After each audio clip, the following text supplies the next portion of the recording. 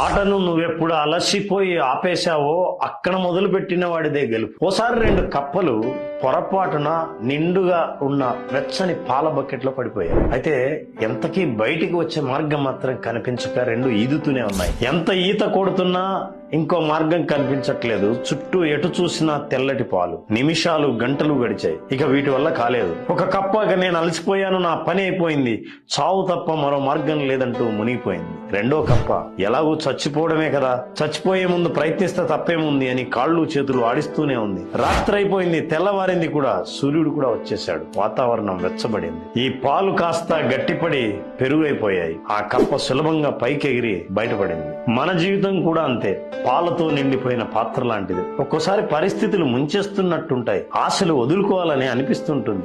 ఓటమిని ఒప్పుకుంటే మునిగిపోయినట్టే లెక్క.